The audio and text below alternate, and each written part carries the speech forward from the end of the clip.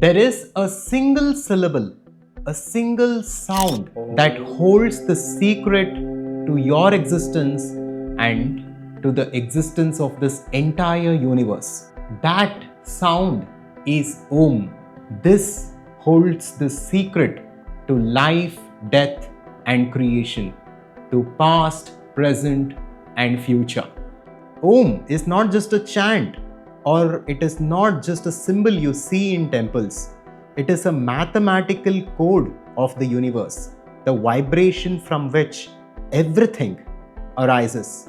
The ancient rishis said, if you understand this single syllable, this single sound of Om, you need not study thousands of scriptures and spend decades of your life understanding philosophy. Within this one sound lies the essence of all the Upanishads, Vedas, and Bhagavad Gita itself. So today we will just explore this single syllable, Om. And by doing so, we will understand everything there is to understand about life, about this universe, about our potential and the existence itself. And to do this, we will be referring to the Mandukya Upanishad. And let us begin with the first verse of this ancient Mandukya Upanishad. It says, Hari Om. Om ityetad aksharam idam sarvam tasyopa vyakhyayanam bhutam bhavad bhavishyaditi sarvam omkara eva yachanyat trikala tadapyo omkara eva. Now let me translate this profound verse for you, and after this we will get into what every part of the syllable means and how it explains to us what this reality is. Translation: Hari Om. Om, the word or the syllable, is all there is. It is the entire existence. All that is past, present, and future is Om itself. That which is beyond the three periods of time is also Om itself. Now imagine Om like the secret code or a secret seed within which all the other secrets of the universe are hidden. And to decode it, we need to understand the anatomy of Om. So in the Upanishads, it is said that this Om represents Brahman, or the infinite consciousness, or God. Let's understand how. First of all, Om is one syllable, one sound when it's put together, but symbolically, if we break it down, it has three components. There is A, there is U, and there is M. When we put it together, it becomes Om. And each component of it has a meaning, has a significance. Now, let's symbolically try to decode it so that visually you will never ever forget what Om stands for. So first, understand that one part of the Om is representing the waking state. The another part of the Om is representing the dream state. The third part of the Om is representing the deep sleep state. And the fourth is representing the pure consciousness. In Mandukya Upanishad, it is described as Turiya. What does this actually mean? We are discussing today a framework that is called as Avastatraya Viveka in Vedanta. And we can understand this by understanding Om. Now, before we go deep into this, I want you to look at your own reality. How do you live your life daily? Every single day, in the morning, you wake up, you walk around, you do your work, whatever your responsibility is as a professional, as an entrepreneur, you will do that, and then you will come to your home, you will spend time with your family, and then at night you go to sleep. Now, as long as you're awake, whatever you do, let's all put it together and let's call it the waking state. And it is the primary state in which our consciousness right now is identified with. Now, after this, what happens? After finishing your day, you stretch your legs, you go to sleep, and you close your eyes. And you begin to dream different dreams. Within the dream, everything is different. The world is different, your relationships are different, your health is different, your body itself might be different. but still you have an ego and you operate there as a person and you experience different things. This is the dream state. Even in the dream state, there is subject object split, there are various experiences. And after a while, after the dream state fades away, you enter into a deep sleep state, which we call Sushupti in Vedanta. So, this is the deep sleep state where there is total blankness. There is no subject, there is no object, there is no appearance of the ego, and there is no experience as such. There is complete blankness, and this is where you are totally relaxed. There is total silence, and you are not aware of anything at all. Whatever is happening outside of you, that is not in your awareness. You might be a terminal patient who is suffering from a very serious condition in terms of the physical body. But at the deep sleep state, you will not experience anything like that. You might be a mother who has given birth to an infant, and that infant might be lying next to you. But in this deep sleep state, you are not a mother. You are not aware of your baby also. So, this is a very strange state that we all go through every single day, where we do not experience anything but blankness or darkness. Now, within the syllable of Om, A represents the waking state or Jagrat Avastha. U represents the dream state or Swapna Avastha, and Ma represents the deep sleep state or Sushupti. This is what each and every one of us go through. It is very simple and easy to understand because we all experience this every single day. Right now, if you're watching this video, you are in the waking state. You are in the Jagrat Avastha.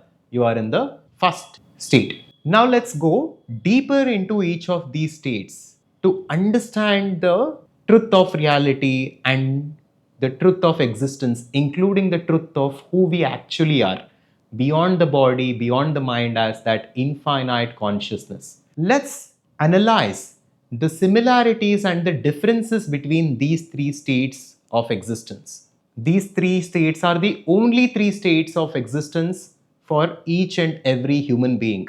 You cannot tell me any other state apart from these three. Whatever you have experienced in your life so far, it falls under one of these three states. But when we closely examine these three states, we will see something profound, and this in turn will take us to that ultimate reality. Let's begin with the waking state, which is where you are right now. And here are different parameters that I have mapped for you. And as we go through this exercise, let me know and engage in the comments. In the waking state, which of the four parameters of you is active?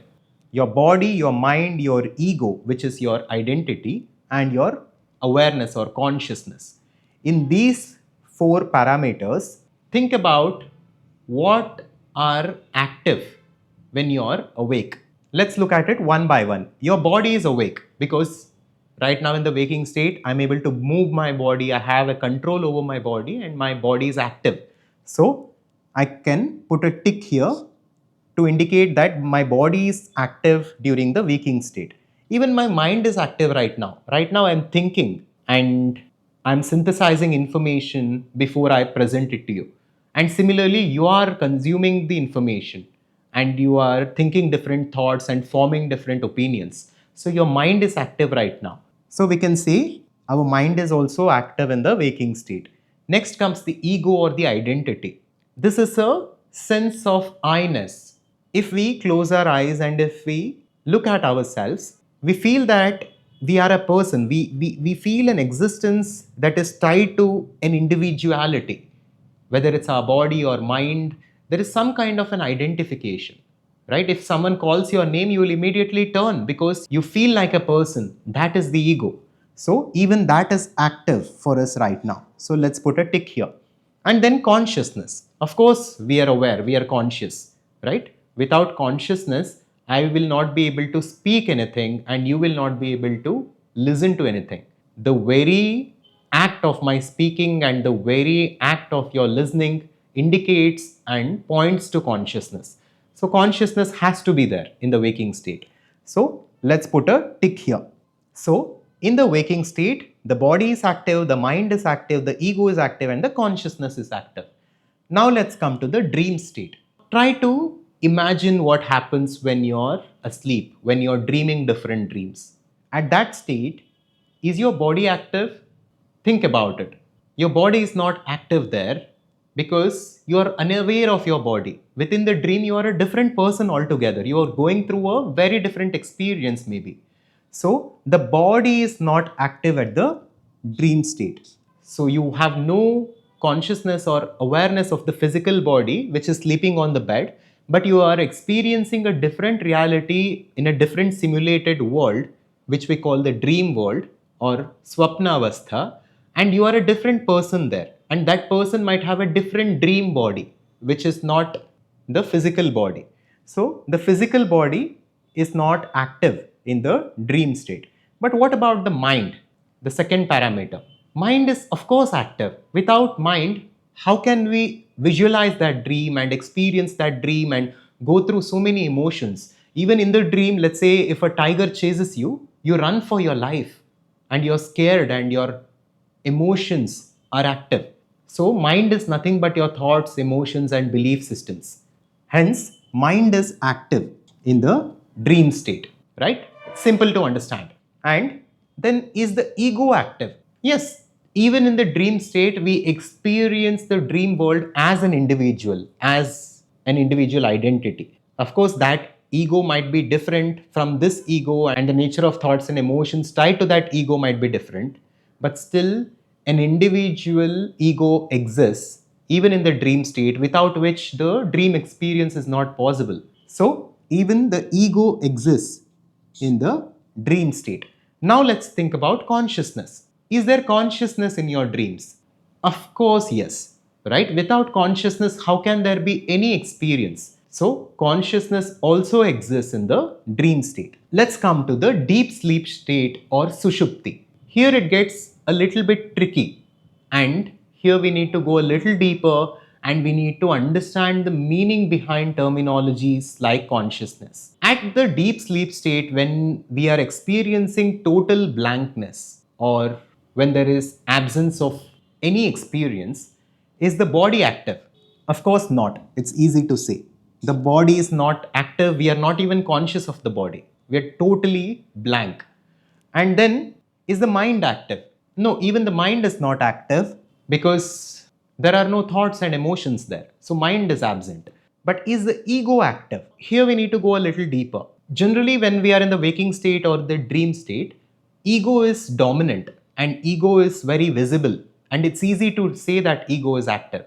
But at the deep sleep state, in the Vedantic perspective, it is said that ego goes to its seed state at a causal level. Ego still exists in a very subtle way. It is a state of darkness or ignorance where ego still exists, but we will not put a tick mark here because it is not as dominant or as obvious as the other two states, but it is at its seed state. So that is the difference. Now, why are we saying that ego still exists there? So let's think about it. Ego still exists at the deep sleep state because when we wake up from deep sleep, we claim that experience. We tie that to ego.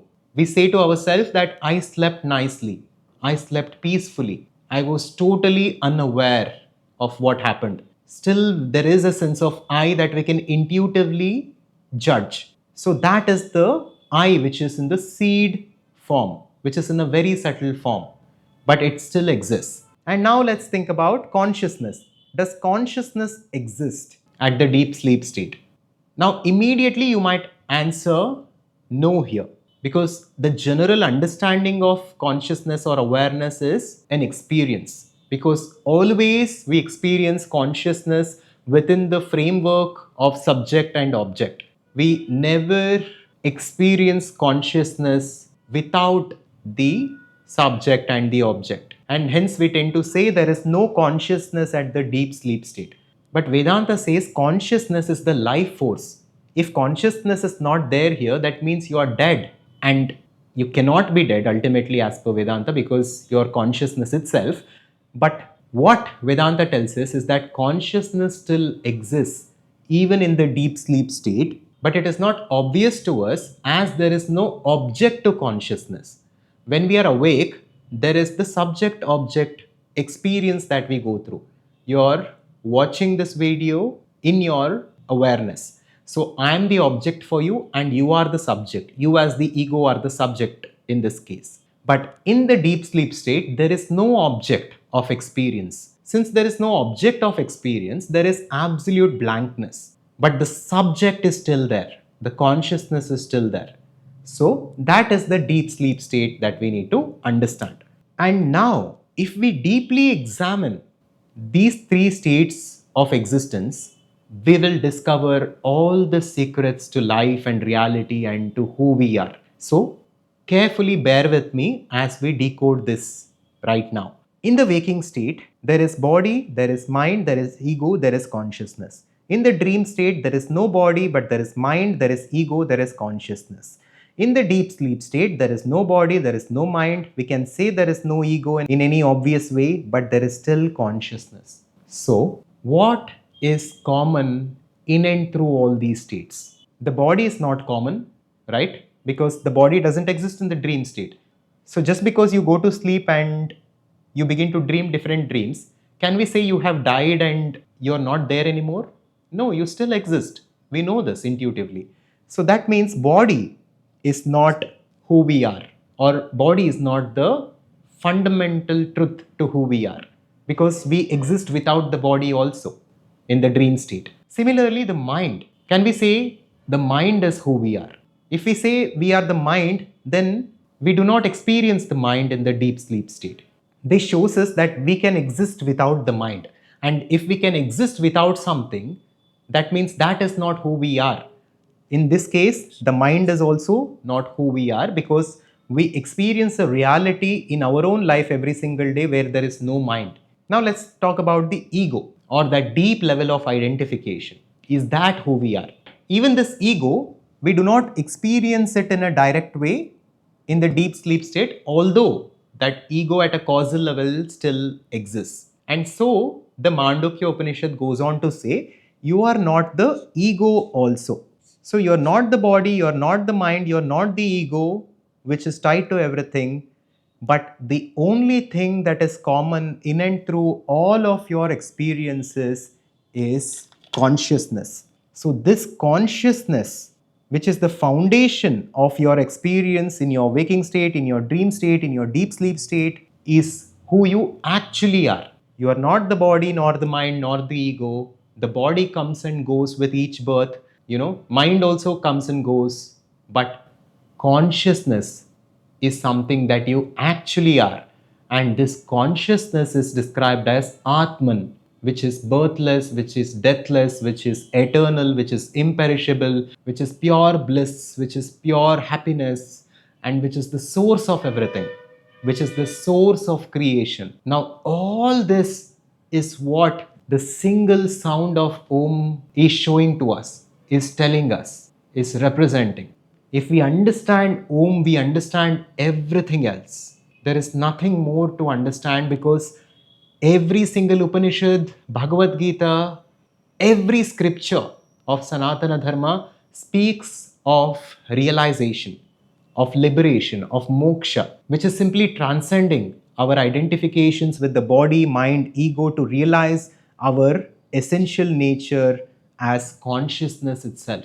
That is all that every Upanishad is trying to tell us, and that is what Om explains us in a simple yet profound way. And Om cannot be considered as a typical word, because think about this, every word represents something. For example, let's consider a word which is a tree. Now, the word tree symbolizes or represents an actual tree. There is a tree which is an object, and the word tree is simply a literary representation of it. But Om, on the other hand, does not represent anything outside of it. Everything that it points to is within it. Therefore, Om is looked at as the primordial sound of creation. It is a sound from which every other sound emerges. It is the source from which the entirety of the universe arises. And from today onwards, this is the practical takeaway for you.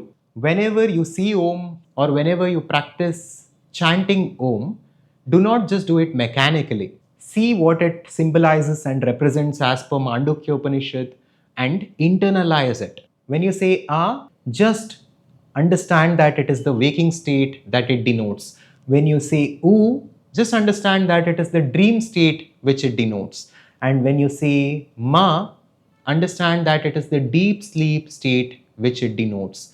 And after a chant of Om, when you come to a point of silence, that silence is Turiya, the fourth, which is the consciousness, which is fundamental and which is in and through all your experiences. Now, all this can be looked at as theory, but to make it practical, look at your own experience.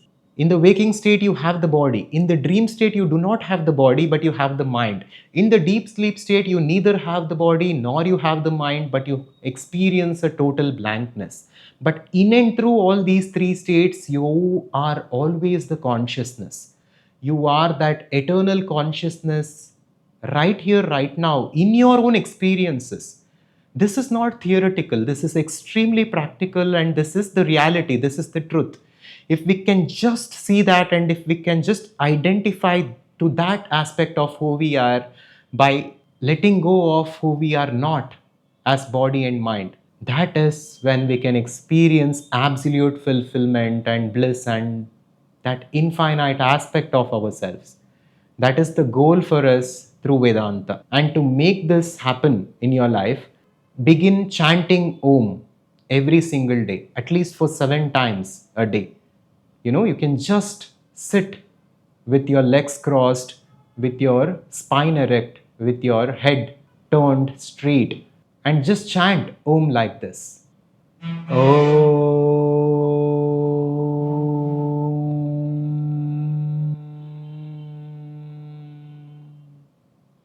Chant it in a way where you are giving equal amount of time for each of the parts of A, U and Ma. And don't just mechanically do it, but internalize whatever we have covered so far. Whenever you chant Om, try to grasp the meaning behind it and try to see what it is actually pointing towards. When we do it more and more, we get closer and closer to who we are, and that is the ultimate goal. I hope this was valuable for you. And next, check out this important video on Mandukya Upanishad, where we discussed the verses of the Mandukya Upanishad, which will sort of bring this entire understanding to a conclusion. Subscribe to Adhvaitha to wake up. Shivoham.